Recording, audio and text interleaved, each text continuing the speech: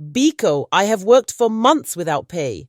My mother in Lagos is sick. I need my money. Mazi Obiora, drunk and grinning, waved a dismissive hand. Money? Take Neoma instead. She's strong. She can cook. What more do you need?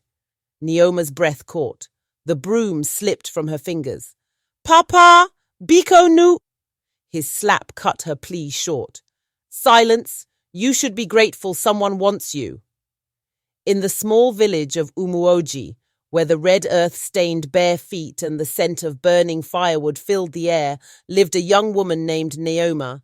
At 22, her beauty was undeniable, but her eyes carried the weariness of a life burdened by hardship. Since her mother's death 5 years prior, her world had crumbled. Her father, Mazi Obiora, once a proud yam farmer, had drowned his grief in palm wine, his kindness replaced by cruelty. And when he married Ngozi, a sharp-tongued widow with a heart as cold as Harmattan wind, Neoma's suffering deepened. Ngozi despised her, assigning back-breaking chores, fetching water before dawn, tilling the stubborn soil under the scorching sun, and sleeping on a threadbare mat in the kitchen, her stomach gnawing with hunger. The villagers whispered in pity, but none dared intervene. Umoji was a place where a man's word ruled his household, and Mazi Obiora's wrath was feared. Then came Ifeanyi, a quiet stranger from Lagos, with calloused hands and a gaze that saw too much.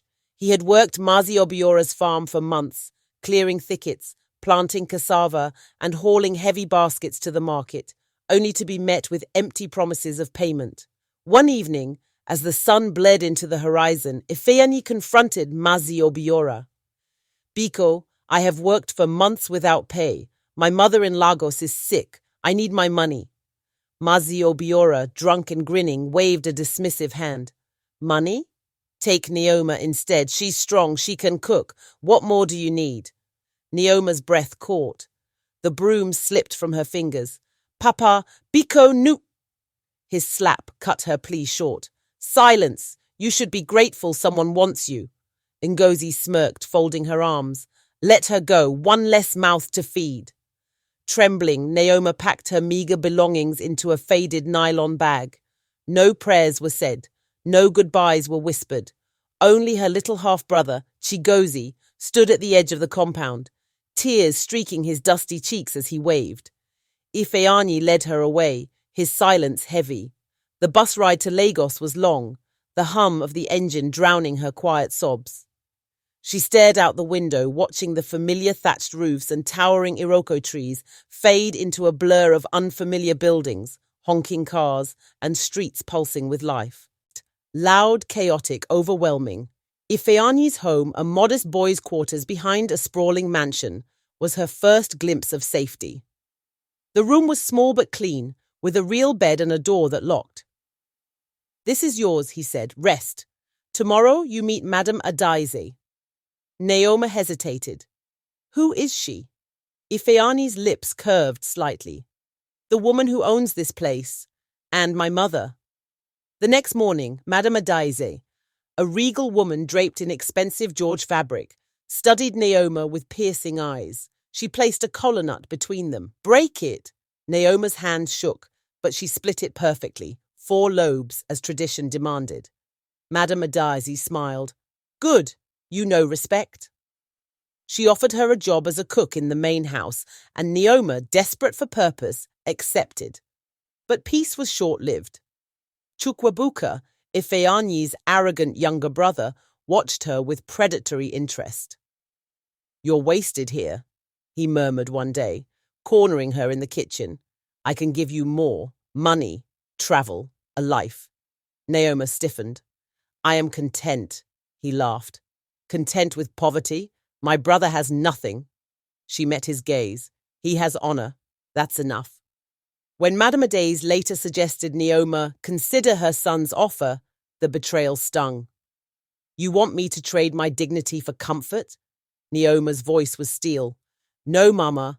I choose honor. That night, Ifeanyi revealed the truth. He was no laborer but the heir to a fortune. I needed to know your heart, he confessed. Forgive me.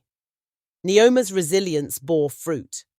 Years later, she stood in a white coat, a doctor at last, her catering business thriving. Ifeanyi, now her husband, knelt before her in their Enugu mansion, tying her ishi owu with trembling hands. "Naoma," he whispered, "you were the answer to prayers I never spoke." And as the sun set over their laughter, the girl who had been sold like yams became the woman who rebuilt her world, one act of courage at a time.